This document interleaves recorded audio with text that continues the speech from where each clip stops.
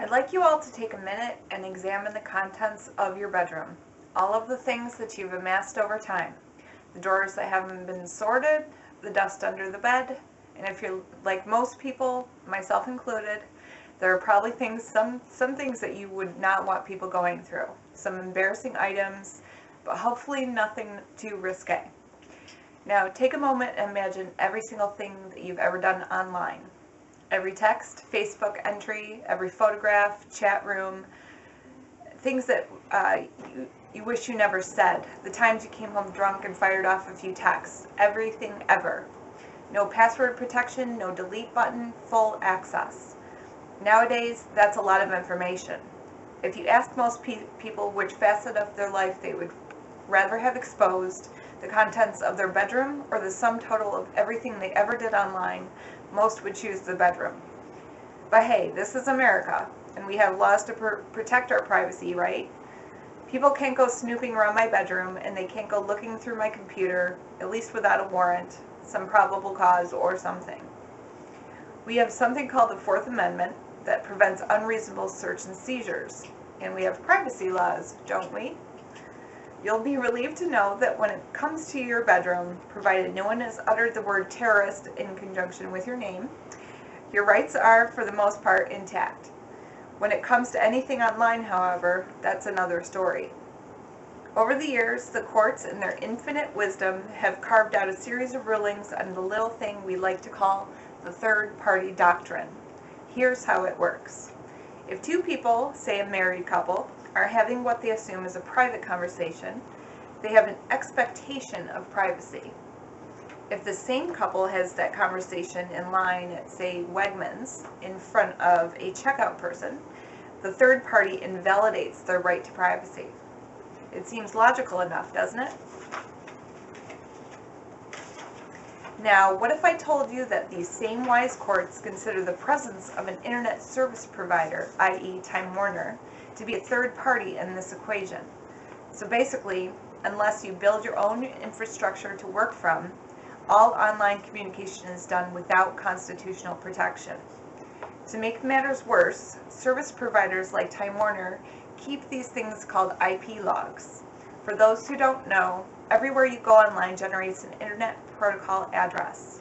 These IP addresses can be used to track every place you've gone and every page you've ever been online. Current court rulings do not recognize these addresses as personal information. How much personal information do you think could be gleaned from every place you've been online and everything you've ever done online? Now, before you freak out too much, it's only fair to point out the one positive step the courts have made. Just a few years ago, in 2010 to be exact, U.S. versus Warsaw, email gained Fourth Amendment protection.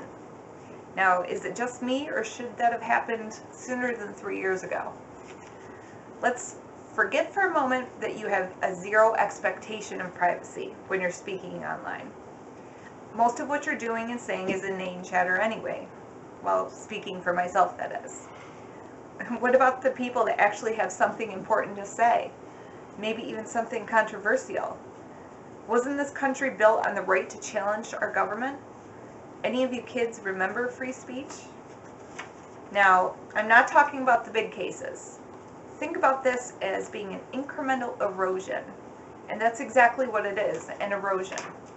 Every time the tide comes in, it takes a little more of that beautiful beachfront with it. It's the same thing with free speech. One time, one person is careful about what they say for fear of censure or liability. One idea doesn't get out there, and it isn't there for the next person to build on, and so the slope grows more extreme until footing is all but lost. For years, people were envious of the freedoms that Americans enjoyed. This made us the envy of the world, but made us enemies as well. If we sit back and voluntarily hand over our rights, then what's left to protect? We'll just be another country with a government breathing down our necks. Is it worth protecting a free society if we have to remove those freedoms to do so? Here's a suggestion, albeit a pedestrian one. What if we find a way to make the people hiding behind the Patriot Act and NSA security be accountable for the information they choose to store? let them continue to use their monitoring systems, but attach a burden that there must be a discernible bit of actual terrorist activity going on. That way, law enforcement wouldn't be able to run the newest anti-terrorist act to sidestep due process. I'm not sure what the solution to the problem is, but I am sure of one thing: there is a problem. If we continue to let them chip away at our civil liberties, things will only get worse. If we're not careful, we might wake up in a very different country than we went to sleep in. If we're not careful, we might find that one day we no longer have the right to ask, what happened to our rights? In the words of Benjamin Franklin, those who would sacrifice freedom for security deserve neither.